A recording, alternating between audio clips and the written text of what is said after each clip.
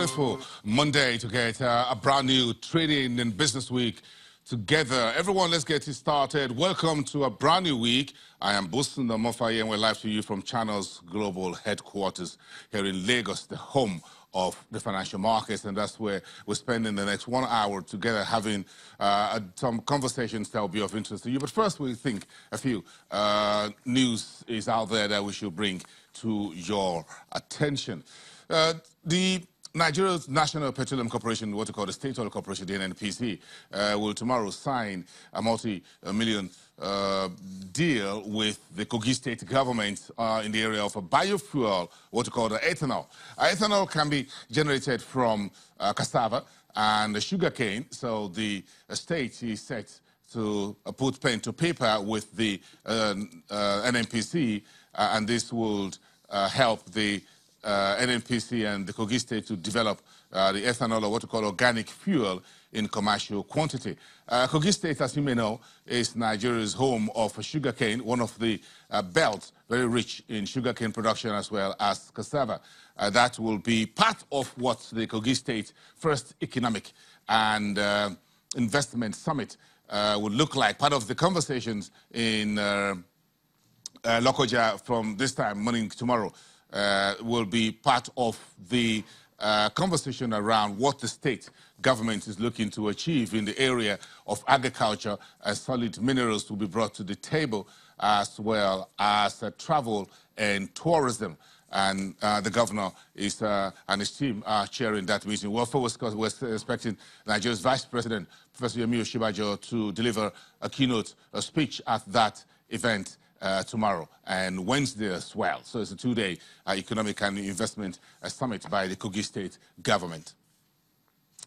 Meantime, one of the moribund listed companies on the Nigerian Stock Exchange in the agriculture subsector is called Multitrex. If you know where Multitrex is, it's not really far from where Channel's global headquarters is located. You may have to get your Google to find out where that is. But Multitrex was set up a few years ago, listed on the stock exchange, but that company has since gone moribund, and the reason was simple. The operating environment becomes a little bit difficult, and the assets of this company is now placed within AMCON.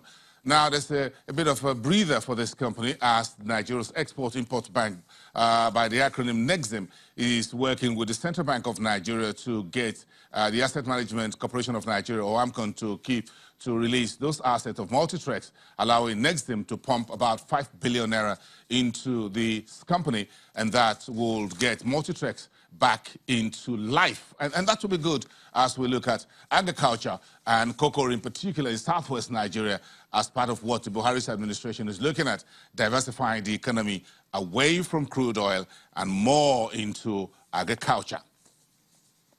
And sticking with the production industry, for those of you who consume wine and spirits, you may need to listen to this very carefully. You may be paying more if the proposal by the federal government goes through to raise the excise duty on those products that are produced locally. So the Distillers and Blenders Association are complaining, and they've written an open letter to the president to protest the proposed astronomical, according to them, quote-unquote, astronomical upward review of excise duty on locally produced wine and spirits. The Distillers says the subsector's investment is about 420 billion naira, and that money is at risk because the products they made are non-luxury items, but consumed largely by the lower end and the mainstream Nigerians. In other words, they said their products are not a luxury item, so the excise duty, raising it, will be inimical to that sector. So what do they really want? Let's move on. They said it's contributing tax and VAT, about 60 billion naira to the government annually, and re-employing about between 10,000 and 15,000 individuals. But let's go to the numbers, and that's what the next slides will show you. What the distillers who produces wine and spirits want is this. This is the proposed new 3-year staggered excise duty by the government. The beer market has a 30 naira and 35 naira average of about 34 naira per litre. That's the excise duty.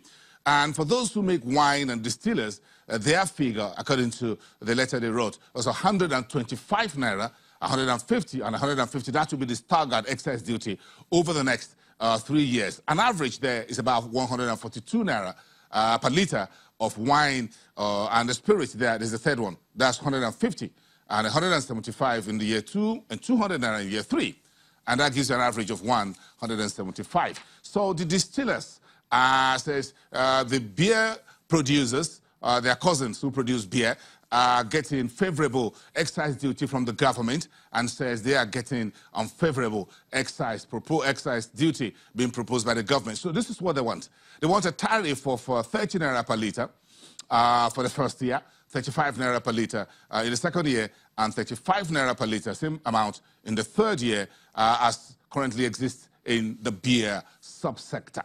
So they want something that their cousins also enjoy in terms of excise duties. But if the tariff goes, those guys you folks that consume wines and spirits, those alcohol at the bus stops and other places and beer parlors may have to pay more in the years ahead. The government is looking for more money and is proposing a raise in excise duty for those wine and alcohol that are consumed locally by many Nigerians, according to the distillers.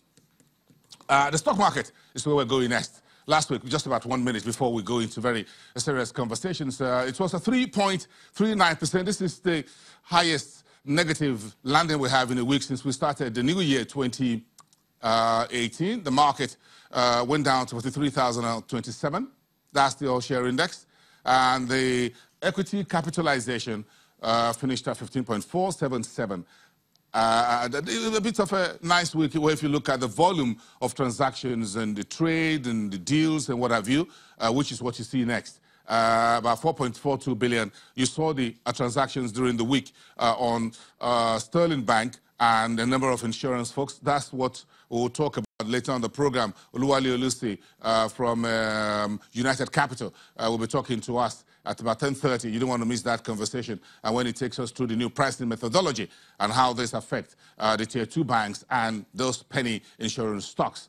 Flip that over, folks. Let's take a quick look, about 30 seconds to look at these 5 major subsectors, all bleeding in red. And the world market bled last week. 5.3 trillion US dollars was what the global stock market lost. That was one of the market panic I am seeing in my lifetime and in my career. And we're going to talk about that in a minute.